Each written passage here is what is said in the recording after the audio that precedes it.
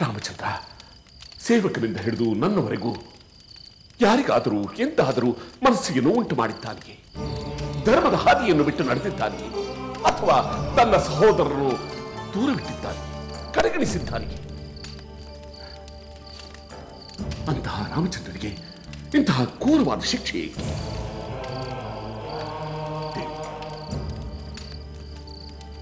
ಧರ್ಮವನ್ನು ಯೋಚಿಸು, ನೀತಿಯನ್ನು ಪಾಲಿಸು. ನಿನ್ನ ಈ ಹಠದಿಂದ ದಶರಥನ ವಂಶ ಅಶಾಂತಿಯ ನೆಲೆವೀಡಾಯಿತೆಂದು ಜನರು ಆಡಿಕೊಳ್ಳಬಾರದು.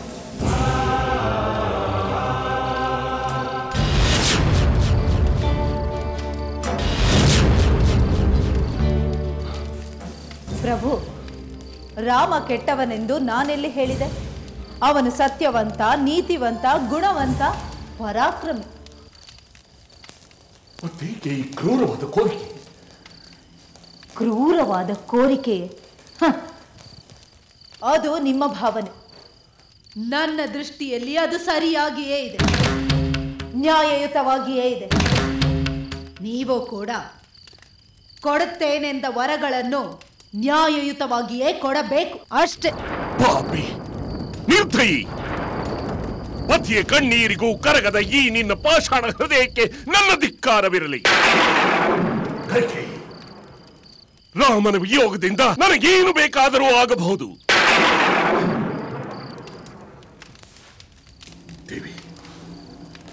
ದೇವಿ ದಯತೋರು, ರಾಮನ ಕಾಡಿಗೆ ಹೋಗುವುದನ್ನು ಬಿಟ್ಟು ಬೇರೇನನ್ನಾದರೂ ಕೇಳು.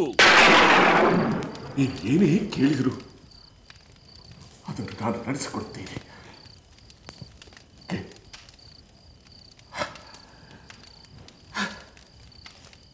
ಇನ್ನಾವ ಪರಿಯಲ್ಲಿ ನಾನು ನಿನ್ನನ್ನು ಬೇಡಿಕೊಳ್ಳಲಿ? ಪಟ್ಟಾಭಿಷಿಕ್ತ ರಾಜ ಎಂಬುದನ್ನು ಮರೆತು ನಿನ್ನ ಪಾದಗಳನ್ನು ಹಿಡಿದು ಬೇಡಿಕೊಳ್ಳಲಿ? ದೇವಿ, ನನ್ನ ವರಗಳ ಕಾರಣದಿಂದ ರಾಮನು ಕಾಡಿಗೆ ಹೋಗುವಂತಾಗದಂತೆ ಕೃಪೆ ಮಾಡ್ತೀವಿ. ಕೃಪೆ ಮಾಡು, ಕೃಪೆ ಮಾಡು.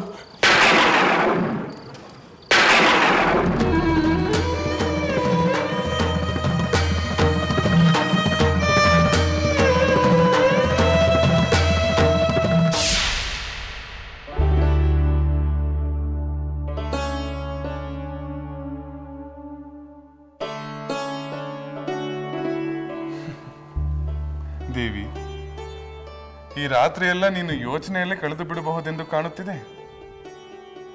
ಅಂತೂ ಆ ನೆಪದಲ್ಲಿ ಹಲವಾರು ವಿಷಯಗಳನ್ನು ಕುರಿತು ನಾವು ಚರ್ಚೆ ಮಾಡುವಂತಾಯಿತು. ಈಗ ಹೇಳು, ನಿನ್ನ ಹೊಸ ಚಿಂತೆ ಯಾವುದು? ಉರ್ಮಿಳೆ ಕೇಳಿದ ಒಂದು ಪ್ರಶ್ನೆ ನನ್ನ ಮನಸ್ಸಿನಲ್ಲಿ ಮತ್ತೆ ಮತ್ತೆ ನೆನಪಾಗುತ್ತಿದೆ. ಊರ್ಮಿಳೆಯು ನಿನ್ನೊಂದಿಗೆ ಸೇರಿದಳೆ. ಅವಳು ಏನು ಕೇಳಿದಳು? ನಾಳೆ ನಡೆಯುವ ನಿಮ್ಮ ಯುವರಾಜ್ಯಾಭಿಷೇಕಕ್ಕೆ ನಮ್ಮ ಮಾತಾಪಿತರರು ಬರುವುದಿಲ್ಲವೇ ಎಂದು ಕೇಳಿದಳು. ನನಗೆ ಏನು ಉತ್ತರ ಕೊಡಬೇಕೆಂದು ತೋಚಲಿಲ್ಲ. ದೇವಿ, ಊರ್ಮಿಳೆಯ ಪ್ರಶ್ನೆ ಸಹಜವಾಗಿಯೇ ಇದೆ. ನೀನು ಊರ್ಮಿಳೆಯು ನಿನ್ನ ಮಾತಾಪಿತೃಗಳು ಈ ಶುಭ ಸಮಾರಂಭಕ್ಕೆ ಬರಲಿ ಎಂದು ಬಯಸುವುದು ಉಚಿತವಾಗಿಯೇ ಇದೆ. ನಮ್ಮ ಹಿರಿಯರು ಅವರಿಗೆ ಆಹ್ವಾನ ನೀಡಬೇಕಾಗಿತ್ತು. ನೀಡಲಿಲ್ಲವೆಂದ ಮೇಲೆ ಅದಕ್ಕೆ ಏನೋ ಕಾರಣವಿರಬೇಕು. ದೇವಿ, ನಿನ್ನ ಮಾತಾಪಿತೃಗಳು ತಪ್ಪು ಭಾವಿಸದಂತೆ ನನ್ನಿಂದ ಏನಾದರೂ ಸಾಧ್ಯವಾದರೆ ಅದನ್ನು ಖಂಡಿತವಾಗಿಯೂ ಮಾಡುತ್ತೇನೆ. ನೀನು ಬೇಸರ ಪಟ್ಟುಕೊಳ್ಳಬೇಡ. ಖಂಡಿತ ಇಲ್ಲ ಸ್ವಾಮಿ, ಬೇಸರವೇಕೆ? ಬಹುಶಃ ನಮ್ಮ ಮಾತಾಪಿತರರು ಸಂದರ್ಭದ ಸೂಕ್ಷ್ಮತೆಗಳನ್ನು ಅರ್ಥ ಮಾಡಿಕೊಳ್ಳುತ್ತಾರೆ.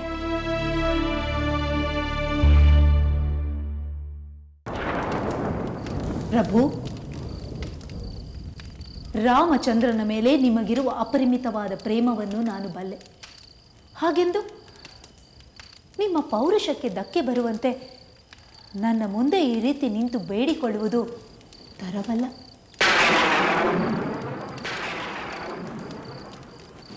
ನೀವು ಕೊಟ್ಟ ವರವನ್ನು ಈಡೇರಿಸುವುದಷ್ಟೇ ನಿಮ್ಮ ಕರ್ತವ್ಯ, ಧರ್ಮ.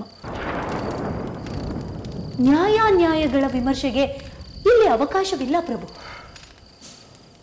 ವರವನ್ನು ಈಡೇರಿಸುವುದು ಮುಖ್ಯವೇ ಹೊರತು ಅದರಿಂದಾಗುವ ಪರಿಣಾಮಗಳಲ್ಲ. ವಚನ ಪರಿಪಾಲನೆಗಾಗಿ ತಮ್ಮ ಕಣ್ಣುಗಳನ್ನೇ ದಾನ ಮಾಡಿದ, ತಮ್ಮ ತೊಡೆಯ ಮಾಂಸವನ್ನೇ ಕತ್ತರಿಸಿಕೊಟ್ಟ ತ್ಯಾಗ ಜೀವಿಗಳಿದ್ದಾರೆ. ಅಂದರೆ ನಿನ್ನ ಹಠಕ್ಕೋಸ್ಕರ ನಾನು ಪ್ರಾಣ ಬಿಟ್ಟರೆ ನಿನಗೆ ಸಂತೋಷವೇ? ಇಲ್ಲ ಪ್ರಭು, ಇಲ್ಲ. ನಾನು ನಿಮ್ಮ ಪ್ರಾಣವನ್ನು ಕೇಳುತ್ತಿಲ್ಲ, ನನ್ನ ವರಗಳನ್ನಷ್ಟೇ. ಕೊಟ್ಟ ವರಗಳನ್ನು ಈಡೇರಿಸಿಕೊಟ್ಟರೆ ಮುಗಿಯಿತು. ವೃತಃ ಜಿಜ್ಞಾಸೆಗೆ ಯಾವ ಪ್ರಯೋಜನವೂ ಇಲ್ಲ ಪ್ರಭು. ಇದು ಅಧರ್ಮ, ಅನ್ಯಾಯ ಎಂಬ ಪರಿಜ್ಞಾನವೇ ನಿನಗಿಲ್ಲವೇ? ಅಧರ್ಮ, ಅನ್ಯಾಯ ಇದಾವುದು ನನಗೆ ತಿಳಿಯದು.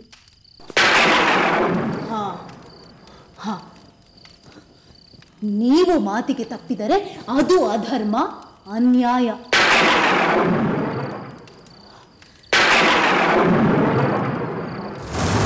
ಪ್ರಭು, ಯಾವ ಕಾರಣಕ್ಕೂ ನಾನು ನನ್ನ ನಿರ್ಧಾರದಿಂದ ಕದಲುವುದಿಲ್ಲ. ನೀವು ನನ್ನ ಇಷ್ಟಾರ್ಥವನ್ನು ಈಡೇರಿಸಲೇಬೇಕು.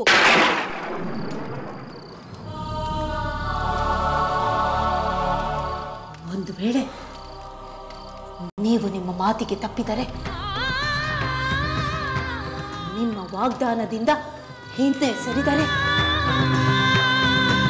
ಪರಿಣಾಮ ಭಯಾನಕವಾಗಿರುತ್ತದೆ.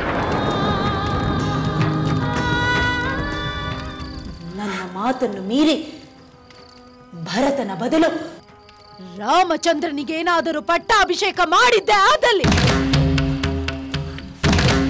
ನಿಮ್ಮ ಆಸ್ಥಾನಕ್ಕೆ ಬಂದು ಎಲ್ಲರ ಮುಂದೆ ಗಂಟಾ ಘೋಷವಾಗಿ ನಿಮ್ಮ ವಚನ ಭ್ರಷ್ಟತೆಯನ್ನು ಸಾರಿ ಸಾರಿ ಹೇಳಿ ವಿಷ ಪ್ರಾಶನ ಮಾಡಿ ಅಲ್ಲಿಯೇ ಪ್ರಾಣ ಬಿಡುತ್ತೇನೆ.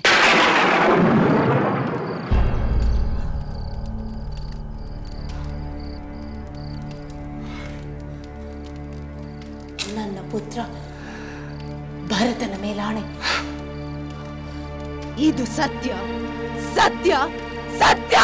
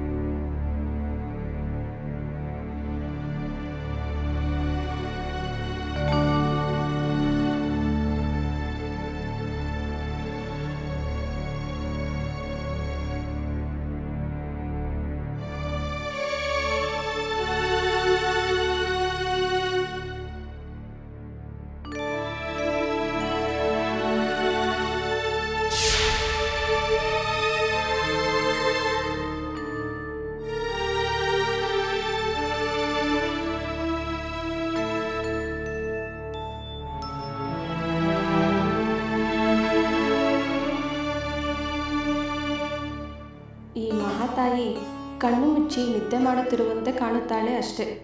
ಖಂಡಿತ ನಿದ್ರೆ ಮಾಡಿರುವುದಿಲ್ಲ. ನಾನು ಹೇಳಬೇಕಾದುದನ್ನು ಹೇಳಿಬಿಡುತ್ತೇನೆ. ಮಾತೆ ಮಂತರೆ, ತಾವು ಹೇಳಿದಂತೆಯೇ ನಾನು ಮಹಾರಾಣಿಯವರ ಅಂತಃಪುರದಲ್ಲಿಯೇ ಇದ್ದು ಎಲ್ಲ ಗಮನಿಸಿದೆ.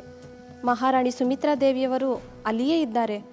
ಇಬ್ಬರು ನಿದ್ರೆ ಮಾಡದೆ ರಾಮಚಂದ್ರರ ಶ್ರೇಯಸ್ಸಿಗಾಗಿ ಭಕ್ತಿಯಿಂದ ಪೂಜೆ ಧ್ಯಾನಗಳಲ್ಲಿ ತೊಡಗಿದ್ದಾರೆ. ಈಗ ಇವರು ನಿಜವಾಗಿಯೂ ನಿದ್ರಿಸುತ್ತಿರಬಹುದು. ಏನೂ ಉತ್ತರಿಸುತ್ತಿಲ್ಲ. ನಾನು ಹೇಳಿದ್ದೆಲ್ಲ ವ್ಯರ್ಥವಾಯಿತು. ಎಚ್ಚರವಾದ ಮೇಲೆ ಮತ್ತೆ ಬಂದು ಹೇಳಬೇಕು. ಕಲಾವತಿ, ನಾನು ನಿದ್ರಿಸುತ್ತಿಲ್ಲ. ನೀನು ಹೇಳಿದ್ದೆಲ್ಲ ಸ್ಪಷ್ಟವಾಗಿ ನನಗೆ ಕೇಳಿಸಿತು. ಹೋಗು. ಪಾಪ, ರಾತ್ರಿ ಎಲ್ಲ ನಿದ್ರೆ ಕೆಟ್ಟು ಕಷ್ಟಪಟ್ಟಿರುವೆ. ಈಗ ನಿದ್ರೆ ಮಾಡಿ ಸ್ವಲ್ಪ ವಿಶ್ರಾಂತಿ ತಗೋ. ಹಾಗೇ ಆಗಲಿ ಮಾತಾ.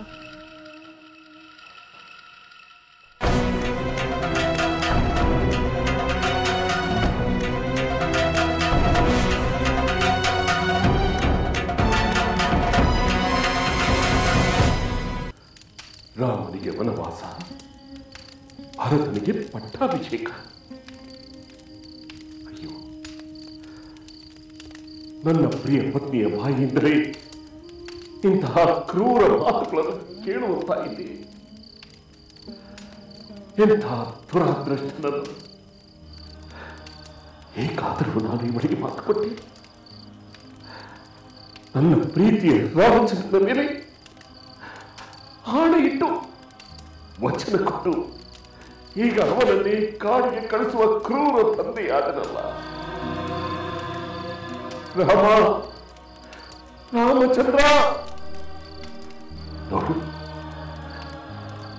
ನೀನು ಯಾರನ್ನು ಹೆತ್ತ ತಾಯಿಯಂತೆಯೇ ಪ್ರೀತಿಯಿಂದ ಕಾಣುತ್ತಿದೆಯೋ ಅದೇ ತಾಯಿ ರಕ್ಕಸಿಯಾಗಿ ನಿನಗೆ ಕೇಳು ಮಾಡಲು ನಿಂತಿದ್ದಾರೆ. ನೋಡು ರಾಮ, ನೋಡು, ಮುಂದಿನ ಅನರ್ಥವನ್ನ ಲೆಕ್ಕಿಸದೆ ಎಲ್ಲರಿಗೂ ಕೇಳು ಮಾಡಲು ಕಟಿಬದ್ಧರಾಗಿದ್ದಾಳೆ. ದುಶ್ಚಿ, ನೀನು ಬೇಡುತ್ತಿರುವುದು ವರವನ್ನಲ್ಲ, ನೀನು ಬೇಡುತ್ತಿರುವುದು ಶಾಪವನ್ನು. ಭರತನಿಗೆ ಪಟ್ಟಾಭಿಷೇಕ, ರಾಮಚಂದ್ರನಿಗೆ ವನವಾಸ, ನಂತರದ ಪರಿಣಾಮ ಏನಾಗುತ್ತದೆಂದು ನಿನಗೆ ಅರಿವಿದೆ. ಈ ಅರಮನೆ ಕೊಚ್ಚಿ ಹೋಗುತ್ತದೆ, ಪ್ರಜೆಗಳು ಶೋಕ ಸಾಗರದಲ್ಲಿ ಮುಳುಗಿ ಹೋಗುತ್ತಾರೆ.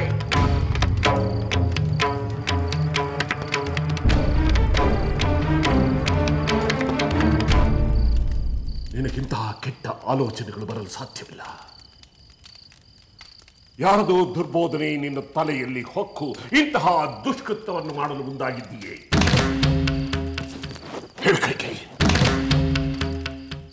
ಯಾರು ನಿನ್ನ ಈ ಕೆಟ್ಟ ಕಾರ್ಯಕ್ಕೆ ಪ್ರೇರೇಪಿಸುತ್ತಿರುವುದವರು?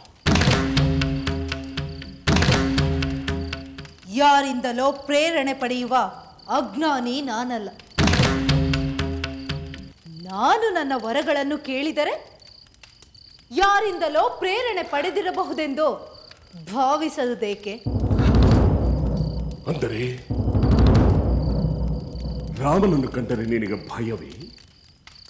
ಅವನಿಲ್ಲಿಯೇ ಇದ್ದರೆ ಏನಾದರೂ ಕೇಡುಂಟು ಮಾಡುತ್ತಾನೆಂದು ಅವನನ್ನು ವನವಾಸಕ್ಕೆ ಕಳಿಸಿರುವ ಸಂಚು ಮಾಡುತ್ತಿರುವೆಯಾ? ಭರತನಿಗೆ ಕೆಟ್ಟದ್ದನ್ನು ಬಯಸುತ್ತಾನೆಂಬ ಭೀತಿಯೇ? ಎಲ್ಲರನ್ನೂ ಸುಖವನ್ನು ಬಯಸುವ ರಾಮಚಂದ್ರ ತಾಯಿಯ ಸ್ಥಾನದಲ್ಲಿರುವ ನಿನಗಾಗಲಿ ಸಹೋದರನಾದ ಭರತನಿಗಾಗಲಿ ಕೆಟ್ಟದ್ದನ್ನು ಮಾಡುತ್ತಾನೆಂದು ನೀನು ಹೇಗೆ ಆಲೋಚಿಸುತ್ತೀಯೇ? ರಾಮಚಂದ್ರನ ಮೇಲೆ ನಿನಗೆ ನಂಬಿಕೆ ಇಲ್ಲವೇ?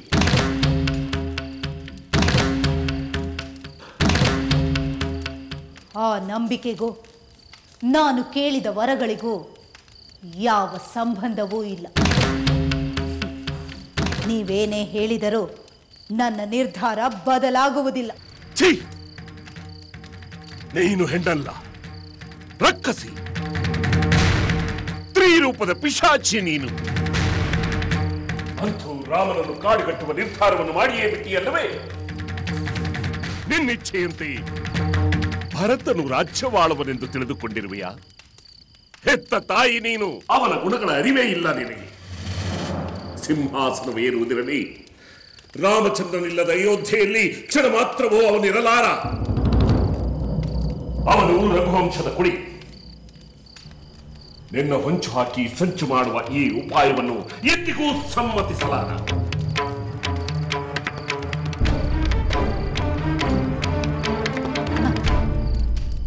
ರಾಮಚಂದ್ರನ ಗುಣಗಾನ ಮಾಡಿ ಸಾಕಾಯಿತು. ಈಗ ಭರತನ ಗುಣಗಾನ ಮಾಡಲು ಆರಂಭಿಸಿದ್ದೀರೋ?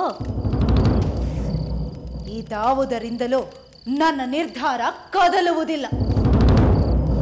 ಬೇಗ ಹೇಳಿ ಪ್ರಭು, ನೀವು ನನ್ನ ನಿರ್ಧಾರವನ್ನು ಈಡೇರಿಸುತ್ತೀರೋ ಅಥವಾ ನನ್ನ ಉಸಿರನ್ನೇ ನಿಲ್ಲಿಸುವಿರೋ? ನೀವು ನನ್ನ ನಿರ್ಧಾರವನ್ನು ಈಡೇರಿಸುತ್ತೀರೋ ಅಥವಾ ನನ್ನ ಉಸಿರನ್ನೇ ನಿಲ್ಲಿಸುವಿರೋ?